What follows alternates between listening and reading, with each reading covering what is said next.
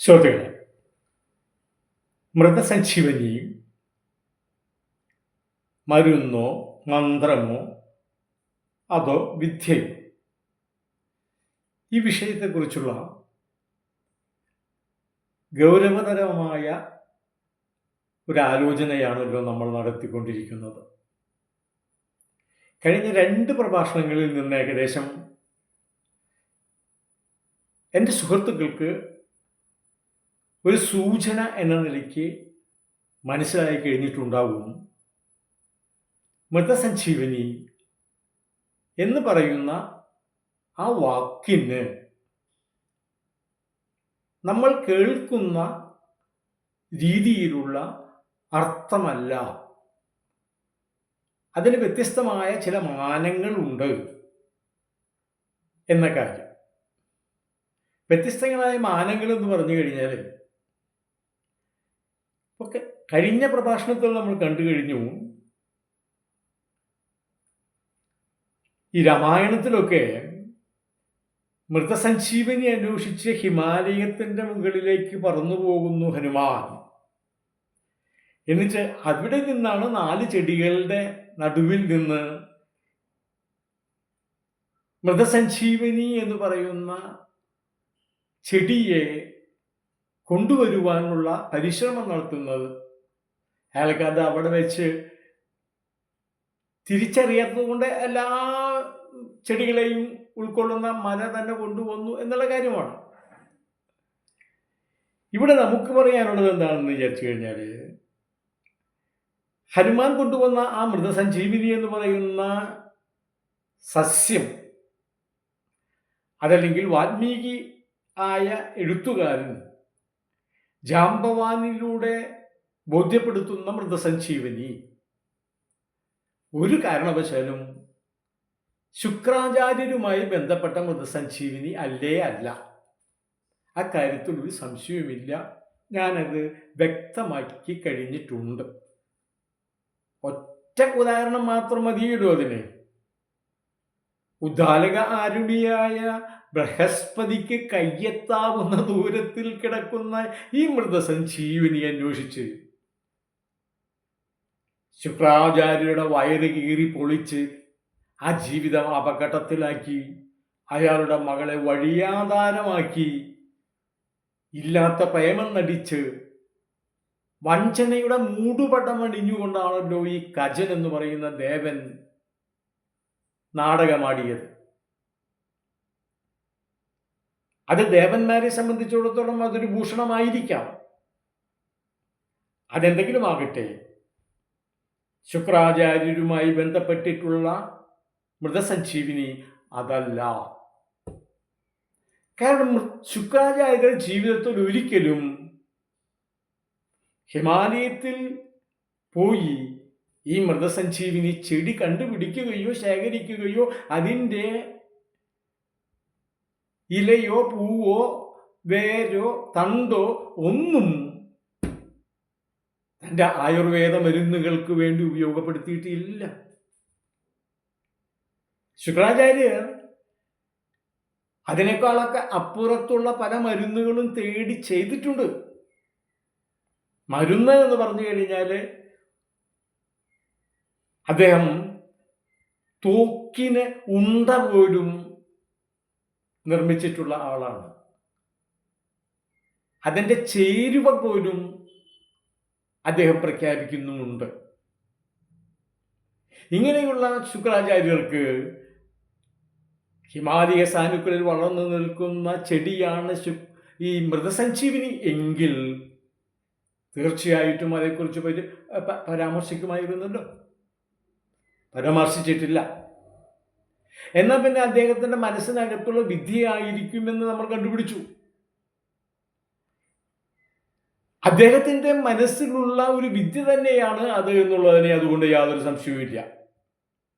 പക്ഷേ ആ വിദ്യ കണ്ടുപിടിക്കുവാൻ ദേവന്മാരെടുത്ത അടവുണ്ടല്ലോ, ആ തന്ത്രം, അത് കുറെ കൂടിപ്പോയി.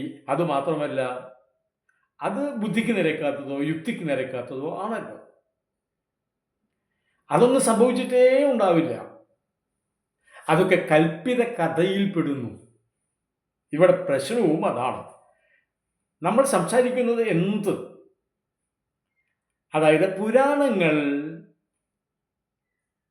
കൽപ്പിത കഥകളാണ്. അതിനകത്ത് യാഥാർത്ഥ്യബോധത്തിന്റെ ആവശ്യം പോലുമില്ല എന്നാണല്ലോ വിചാരം. ഞാൻ കഴിഞ്ഞ 2 പ്രഭാഷണങ്ങളിൽ ഊന്നിക്കൊണ്ട് പറഞ്ഞ ഒരു കാര്യമുണ്ട്. അതെന്ത് എന്ന് വെച്ചാൽ, നമ്മുടെ ആദ്യകാല ചരിത്രങ്ങൾ ഒക്കെയും പുരാണങ്ങളുമായി കെട്ടുപിണഞ്ഞിട്ടാണ് കിടക്കുന്നത്. മറ്റൊരു ഭാഷയിൽ പറഞ്ഞാൽ, നമുക്ക് ചരിത്രമുണ്ടായിരുന്നില്ല, നമുക്ക് പുരാണങ്ങളെ ഉണ്ടായിരുന്നുള്ളൂ. മറ്റു പല രാജ്യങ്ങളുടെ അവസ്ഥ അതല്ല. അവർക്ക് അവരുടെ ചരിത്രത്തെ അവരുടെ ആവശ്യമില്ലാത്ത പുരാണങ്ങളിൽ നിന്ന് വേർതിരിച്ചു മാറ്റിയെടുത്ത് അതിൻ്റെ മാറ്റ് ശരിക്കും ലോകത്തെ കാണിച്ചു കൊടുക്കുവാനുള്ള ആർജവമുണ്ടായിരുന്നു, അറിവുണ്ടായിരുന്നു, തിരിച്ചറിവുണ്ടായിരുന്നു. ഭാരതത്തെ സംബന്ധിച്ചിടത്തോളം പുരാണമാണ് മുന്നിൽ നിൽക്കുന്നത്. ഇതുകൊണ്ട് സംഭവിച്ചത് എന്താണ്, എന്ത് ദോഷമാണ് അതുകൊണ്ടുണ്ടായത് ചരിത്രത്തിന് എന്നുകൂടെ നമ്മൾ അറിയണം.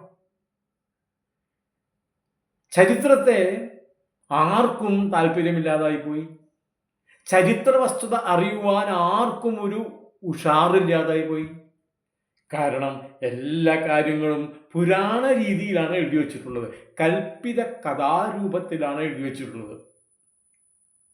ഈ കൽപ്പിതമായ കഥ വായിച്ചെടുക്കുവാനോ കേൾക്കുമ്പോഴോ രസിക്കാനോ സുഖമാണല്ലോ. എന്നാൽ അതിൻ്റെ പിറകിലുള്ള യഥാർത്ഥമായിട്ടുള്ള സത്യമായ കാര്യം അറിയുമ്പോൾ അത്രയൊന്നും സുഖം ഉണ്ടാവില്ല. ചരിത്രം അന്വേഷിക്കുവാൻ വലിയ ബുദ്ധിമുട്ടുണ്ടാവും, വലിയ താല്പര്യം ഉണ്ടാവില്ല. കാരണം ചരിത്രം എന്ന് പറയുന്നത് യാഥാർത്ഥ്യമാണ്, മറ്റേതോ ഭാവനയാണ്. ഇവിടെ നമ്മൾ കാണേണ്ടത് അത് തന്നെയാണ്. അതായത് ചരിത്രത്തെ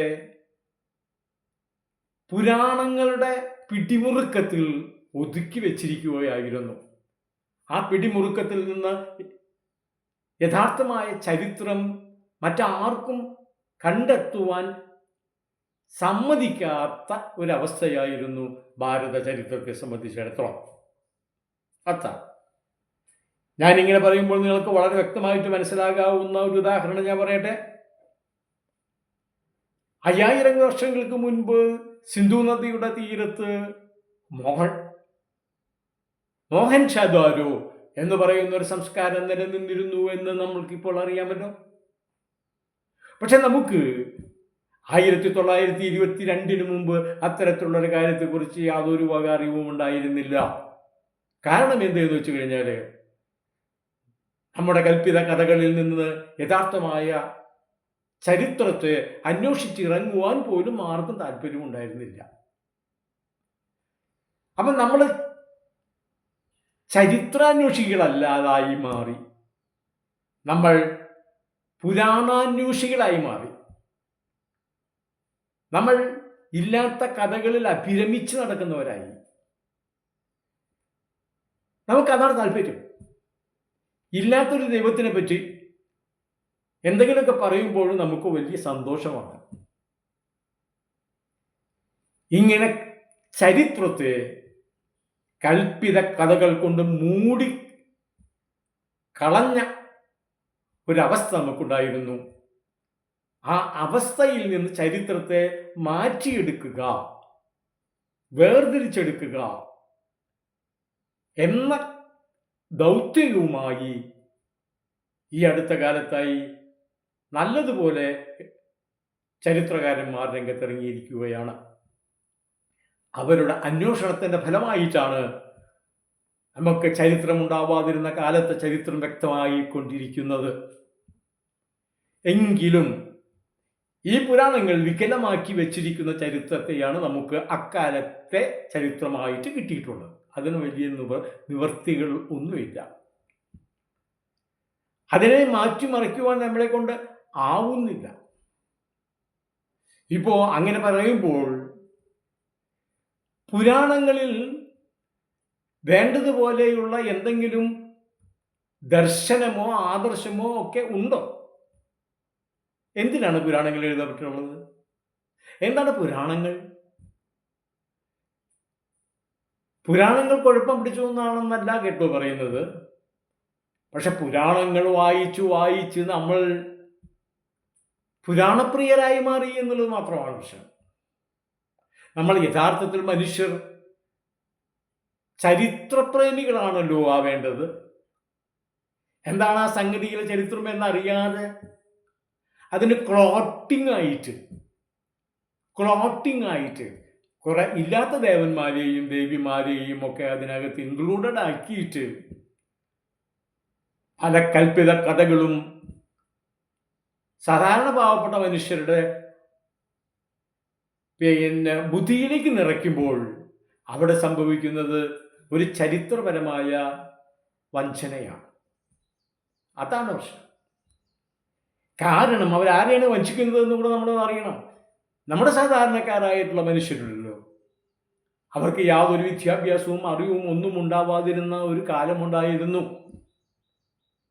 കാലം എപ്പോഴും 1900-ന് ശേഷമല്ല ഉണ്ടായിട്ടുള്ളത്. 1900-ന് ശേഷം ഉണ്ടായ കാലം എന്ന് പറയുമ്പോൾ കുറേയൊക്കെ അറിവും വിദ്യാഭ്യാസവും ഒക്കെ ആർജിച്ചിട്ടുള്ളൊരു കാലമാണ്. എന്നാൽ അതിനേക്കാളൊക്കെ എത്രയോ നൂറ്റാണ്ടുകൾക്ക് മുൻപ് ഭാരതത്തിലുണ്ടായിരുന്ന സാധാരണ മനുഷ്യരുണ്ടല്ലോ, അവർക്ക് അക്ഷരമറിയുമായിരുന്നില്ല. അവർക്ക് യാതൊരു തരത്തിലുള്ള അറിവുണ്ടായിരുന്നില്ല. പിന്നെ വേണ്ട തിരിച്ചറിവ്. അപ്പം അങ്ങനെ വന്നു കഴിഞ്ഞപ്പോൾ സ്വാഭാവികമായിട്ടും എന്താ ഉണ്ടായത്? ഒരു ഫ്യൂഡൽ പ്രഭു പറയുന്നത് പോലെ ജീവിക്കേണ്ട ഗതികേടായിരുന്നു സാധാരണ മനുഷ്യന്. അതിൻ്റെ അപ്പുറത്തേക്ക് ചിന്തിക്കാൻ പാടില്ല. ചിന്തിക്കാൻ ഒട്ട് തലച്ചോറിൽ ഒന്നുമില്ല. അങ്ങനെ താനൊന്നും ചിന്തിക്കേണ്ട ആവശ്യമില്ല എന്ന് നിഷ്കർഷിക്കുന്ന ഒരു കാലമായിരുന്നു പ്രഭുക്കന്മാർ. അത് ഫ്യൂഡൽ പ്രഭുക്കന്മാരാണ്. ജന്മിമാർ വിചാരിക്കുന്ന പോലെയാണ് അന്ന് ജീവിച്ചു പോയത്. പാടത്തും പറമ്പിലുമൊക്കെ കൂലിവേലയ്ക്ക് പണിയെടുക്കുന്ന പാവപ്പെട്ട സാധാരണക്കാരായ മനുഷ്യർക്ക് തങ്ങളുടെ പ്രമാണിമാരായിട്ടുള്ള ജന്മിമാർ പറയുന്നത് അനുസരിക്കുക മാത്രമേ ആവശ്യമുള്ളൂ. അതിനപ്പുറത്തേക്ക് അവർ ചിന്തിക്കേണ്ട യാതൊരു കാര്യവുമില്ല. ചിന്തിച്ചാൽ ഒട്ടും മനസ്സിലാവൂല. കാരണം അറിവ് കിട്ടുന്നത് അക്ഷരങ്ങളിലൂടെയാണ്. അറിവ് കിട്ടുന്നത് പ്രബോധനങ്ങളിലൂടെയാണ്. ഇങ്ങനെയുള്ള ഒരു അക്ഷര അറിവോ ഒരു പ്രബോധന അറിവോ സാധാരണ പാവപ്പെട്ട കൂലിവേലക്കാർക്ക് ആരും കൊടുത്തില്ല. ഈ കാര്യത്തെക്കുറിച്ച് വാസ്തവത്തിൽ സാധാരണ മനുഷ്യർക്ക് അറിവ് കിട്ടിയിട്ടില്ല, അക്ഷരം കിട്ടിയിട്ടില്ല, വിവേകം കിട്ടിയിട്ടില്ല, ഗണിതാറിവ് കിട്ടിയിട്ടില്ല എന്ന കാര്യങ്ങളൊക്കെ വളരെ വ്യക്തമായിട്ട് മനസ്സിലാവുകയും അത് ഇറാഡിക്കേറ്റ് ചെയ്യുവാൻ, അതില്ലായ്മ ചെയ്യുവാൻ, അവർക്ക് ആ പോരായ്മ നികത്തി കൊടുക്കുവാൻ 15-ാം നൂറ്റാണ്ട് വരെ വേണ്ടി വന്നു കേരളത്തിൽ. അതാ ആദ്യകാലങ്ങളിലെ നൂറ്റാണ്ടുകളിൽ ചെറുതായിട്ടൊക്കെ പ്രവർത്തനങ്ങൾ ഈ ബൗദ്ധന്മാരുടെ ഭാഗത്തു നിന്നുണ്ടായിട്ടുണ്ട്, ഇല്ല എന്നല്ല. പക്ഷെ അതൊന്നും വളരെ വ്യക്തമായ ഒരു സാർവത്രിക വിദ്യാഭ്യാസത്തിന് വല്ലാതെയൊന്നും കളമൊരുക്കിയില്ല. ഒരു വഴിമരുന്നിട്ട് പോയിട്ടുണ്ട്. ഓക്കെ, അല്ലാന്ന് പറയാൻ പറ്റില്ല. ബൗദ്ധന്മാർ 6-ാം നൂറ്റാണ്ട് മുതൽ ഇവിടെ ഭരിക്കുന്ന സമയത്ത് സാർവത്രിക വിദ്യാഭ്യാസത്തിൻ്റെ ഒരു വഴിമരുന്നിട്ട് പോയിട്ടുണ്ട്, ഇല്ല എന്നൊന്നും പറയാൻ പാടില്ലല്ലോ. എന്നാൽ 15-ാം നൂറ്റാണ്ട് വരേണ്ടി വന്നു അതേ ബൗദ്ധന്മാർ മനസ്സ് നിറച്ച് നിർഭയം സാർവത്രിക വിദ്യാഭ്യാസം എന്ന് പറയുന്ന ആ ഒരു പരിശ്രമം നടത്തിയത്. അപ്പം സാർവത്രിക വിദ്യാഭ്യാസം എന്ന് പറയുന്നത് സമൂഹത്തിലെ ഏറ്റവും താഴെക്കിടയിൽ കിടക്കുന്ന മനുഷ്യരെ ഉദ്ദേശിച്ചുകൊണ്ടാണല്ലോ. അത്തരത്തിലുള്ളൊരു അറിവ് 15 നൂറ്റാണ്ടിന് ശേഷമാണ് ഉണ്ടായത് എങ്കിൽ വേദങ്ങളും അതുപോലെയുള്ള ബ്രാഹ്മണങ്ങളും ആരണ്യകങ്ങളും ഒക്കെ അതിനേക്കാൾ ഒക്കെ എത്രയോ നൂറ്റാണ്ടുകൾക്ക് മുൻപാണ് സൃഷ്ടിക്കപ്പെട്ടിട്ടുള്ളത്. അപ്പൊ ചരിത്രം എന്ന് പറയുന്നത് ഒരു പാഴ്വസ്തുവാണ് എന്നൊരു ധാരണയായിരുന്നു ഇവിടെ ഉണ്ടായിരുന്നത്. അതിനെ മറച്ചു പിടിക്കുകയായിരുന്നു ഉന്നതന്മാരായിട്ടുള്ള പ്രമാണിമാർ, ഫ്യൂഡൽ ലോർഡ്സ്. അതാണ്. അപ്പം നമുക്ക് ചരിത്രമേ ഇല്ല, നമുക്കുള്ളത് ഈ പുരാണങ്ങളാണ്. ഈ പുരാണങ്ങൾ വായിച്ച് കേട്ട് മനസ്സിലാക്കിയാൽ മതി. അതിൻ്റെ അപ്പുറത്തേക്ക് വലിയ ചരിത്ര യാഥാർത്ഥ്യങ്ങളെക്കുറിച്ചുള്ള അന്വേഷണമൊന്നും ഒന്നിനും കൊള്ളാത്ത, ഒന്നിനും പറ്റാത്ത, ഏറ്റവും താഴേക്കിടയിലുള്ള, അതാണ് ഏറ്റവും താഴേക്കിടയിലുള്ള കൈക്കോട്ട് കളയ്ക്കുവാൻ മാത്രം വിധിക്കപ്പെട്ടിട്ടുള്ള നിങ്ങൾ അന്വേഷിക്കേണ്ട കാര്യമല്ല എന്നാണ്. ഇതൊക്കെ ഉന്നതന്മാർ ചെയ്യേണ്ട കാര്യങ്ങളാണല്ലോ. അതുകൊണ്ട് ചരിത്രം എവിടെ ഒളിഞ്ഞിരിക്കുന്നു എന്നൊന്നും അവർക്ക് നിശ്ചയമുണ്ടായിരുന്നില്ല. മാത്രമല്ല, ഇങ്ങനെ ചരിത്രത്തെ ഒളിപ്പിച്ചു വെക്കുന്നതിൽ ഈ പറയുന്ന പുരാണങ്ങളും അതേപോലെയുള്ള സംഗതികളൊക്കെ സൃഷ്ടിച്ചിട്ടുള്ളവർ വല്ലാതെ പാടുപെട്ടിട്ടുണ്ട്. അവർക്ക് നല്ല അജണ്ട ഉണ്ടായിരുന്നു അതിൻ്റെ പിറകിൽ. അവർക്ക് നല്ല ഹിഡൻ അജണ്ട ഉണ്ടായിരുന്നു. അങ്ങനെ ഇപ്പോൾ ആരും ചരിത്രത്തെ മനസ്സിലാക്കേണ്ടതില്ല, പുരാണങ്ങൾ മനസ്സിലാക്കിയാൽ മതി. അതുകൊണ്ട് സംഭവിച്ച ഏറ്റവും വലിയ വിപത്ത് എന്ന് പറയുന്നത്, ഇന്നിപ്പോൾ പോലും ഒരു സംഗതിയിൽ ഒരു 3000-4000 വർഷങ്ങൾക്ക് മുൻപ് നടന്ന ഒരു സംഗതിയാണെന്ന് വിചാരിക്കും. അതേക്കുറിച്ച് ചിന്തിക്കുമ്പോൾ എല്ലാ ആൾക്കാർക്കും മനസ്സിൽ വരുന്നത് ഏതെങ്കിലും ഒരു പുരാണമായിരിക്കും, അതുമായി ബന്ധപ്പെട്ടുള്ള ഒരു പുരാണ കഥയായിരിക്കും. അതിൽ നിന്ന് അങ്ങനെയല്ല, ഈ കാര്യത്തിൻ്റെ ചരിത്രം ഇന്നതാണ് എന്ന് ആരെങ്കിലും വെളിപ്പെടുത്തിയാൽ കൊണ്ടുപോയൊരു ചരിത്രകാര. മാത്രമല്ല, ആ പറയുന്ന ചരിത്രം അന്വേഷിച്ച് നടക്കുന്നവരുണ്ടല്ലോ, സാധാരണ ഈ പാവപ്പെട്ട മനുഷ്യരുടെ മുമ്പിൽ ദൈവനിഷേധി ആയി മാറുകയാണല്ലോ. കാരണം ഇവർ വിചാരിച്ചു വെച്ചിരിക്കുന്നത്, ഇവരെ ബോധ്യപ്പെടുത്തി വെച്ചിരിക്കുന്നത് ഈ പുരാണങ്ങളിൽ പറഞ്ഞിട്ടുള്ള കാര്യങ്ങളൊക്കെ പൂർണ്ണമായും സത്യമാണ് എന്നുള്ളതാണ്. അതിൻ്റെ സത്യമോ അസത്യമോ എന്നുള്ള കാര്യത്തെക്കുറിച്ചൊക്കെ നമുക്ക് പിന്നീട് സംസാരിക്കാം. ഈ പാവപ്പെട്ടവരെ പുരാണം കൊണ്ട് അടിമകളാക്കി മാറ്റി വെച്ചിരിക്കുകയായിരുന്നു. അതുകൊണ്ട് നമ്മുടെ സാധാരണക്കാരെ സംബന്ധിച്ചിടത്തോളം ചരിത്രത്തെ പറ്റി അന്വേഷിക്കുക എന്നുള്ളത് ഒരു പ്രാഥമികമായ താല്പര്യമേ ആയിരുന്നില്ല. മറിച്ച് മറ്റു രാജ്യങ്ങളിൽ അവരുടെ രാജ്യത്തിൻ്റെ ചരിത്രം മനസ്സിലാക്കി കഴിഞ്ഞതിന് ശേഷമാണ് മറ്റേത് ദൈവത്തെക്കുറിച്ചും ദേവതയെക്കുറിച്ചുമൊക്കെ അവർ സംസാരിച്ചത്. ഇപ്പം മറ്റു പല രാജ്യങ്ങളിലും ഇതേപോലെ ദൈവങ്ങളില്ല, ദൈവങ്ങളെ പറ്റിയുള്ള പരാമർശങ്ങളില്ല എന്നൊന്നുമല്ല, അവിടെ ചരിത്രം മാത്രമേ ഉള്ളൂ. ആരും അങ്ങനെയൊന്നും പറഞ്ഞിട്ടില്ല, അങ്ങനെയൊന്നും പറയുന്നുമില്ല ആരും. പക്ഷെ അവിടെയുള്ള ജനങ്ങളെ സംബന്ധിച്ചിടത്തോളം ചരിത്രപരമായുള്ളൊരു താല്പര്യം അവരുടെ മനസ്സിനകത്ത് ഉണ്ടായിരുന്നു. നമ്മുടെ ചെറുപ്പക്കാർക്ക് പോലും ഇപ്പോൾ പോലും ചരിത്രപരമായൊരു താല്പര്യം വളരെ അപൂർവമായി മാത്രമാണ് കാണുന്നത്. അതാണ്. ഇപ്പം ശുക്രാചാര്യരെ പറ്റിയോ അല്ലെങ്കിൽ അതേപോലെയുള്ള ഏതെങ്കിലും ഒരാളെ പറ്റിയോ പുരാണത്തിൽ പറഞ്ഞ കാര്യങ്ങളാണ് അറിയേണ്ടത്, അതിൻ്റെ അപ്പുറത്തേക്ക് ഒന്നുമില്ല. അതാണ്, ഈ പുരാണത്തിൽ പറയുന്ന കാര്യങ്ങളാണ് അങ്ങനെ പറ്റി അറിയേണ്ടത്, അതിൻ്റെ അപ്പുറത്തേക്ക് ഒന്നുമില്ല. ഒരു സഡൻ ബ്രേക്കാണ്. അങ്ങനെ വരുമ്പോൾ എന്തുണ്ടാവും എന്ന് വെച്ച് കഴിഞ്ഞാൽ, ഈ ശുക്രാചാര്യർ എന്ന് പറയുന്ന മനുഷ്യൻ, ശുക്രാചാര്യർ എന്ന് പറയുന്ന പച്ചയായ മനുഷ്യൻ ഈ പുരാണ സങ്കല്പത്തിൽപ്പെട്ട് ആകെ ജാമാവുകയാണ്. ഒന്നാമത് തന്നെ നിങ്ങളൊന്ന് മനസ്സിലാക്കിയിരിക്കേണ്ടത് ഒരു കാര്യം, അതായത് ഏതെങ്കിലും ഒരു കാര്യത്തെ പുരാണം അവതരിപ്പിക്കുമ്പോൾ പുരാണപരമായിട്ടേ അവതരിപ്പിക്കൂ. അതാ ചരിത്രം അവതരിപ്പിക്കുമ്പോൾ ചരിത്രപരമായ വഴിയിലൂടെ മാത്രമേ അന്വേഷിക്കൂ, അവതരിപ്പിക്കൂ. അപ്പൊ ചരിത്രവും പുരാണവും ഈ രണ്ട് നിർമ്മിതിയും തമ്മിൽ വലിയ വ്യത്യാസമുണ്ട്. അതാണ്. അപ്പൊ പുരാണപരമായിട്ട് ഒരാളെ പറ്റി പറയുമ്പോൾ അയാൾ ഭൂമിയിൽ ജീവിച്ച ഒരാളായിട്ടൊന്നല്ല കാണുന്നത്. ഞാൻ ആദ്യത്തെ പ്രഭാഷണത്തിൽ പറഞ്ഞു, നമ്മുടെ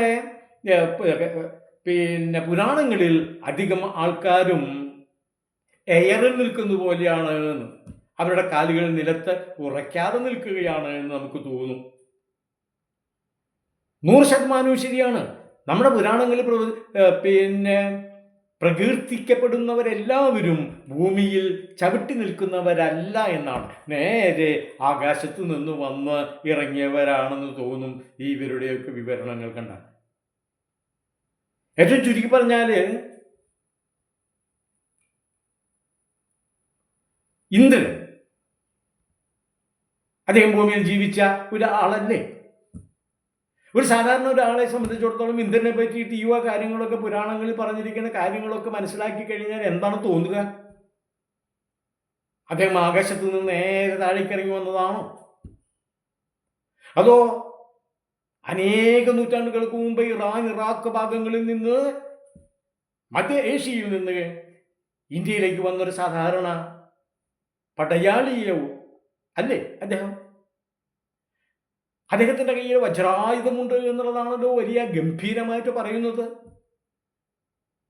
നോക്കൂ, ഇന്ദ്രനെ, അതേപോലെ തന്നെ വരുണനെ, അഗ്നിയെ, മറ്റു ദേവന്മാരായിട്ടുള്ള എല്ലാ ആൾക്കാരെയും, അഷ്ടദിക്പാലകന്മാർ തുടങ്ങിയതായിട്ടുള്ള നിരവധി ദൈവങ്ങളെ പറ്റി, ദേവന്മാരെ പറ്റി പറയുന്നുണ്ടല്ലോ.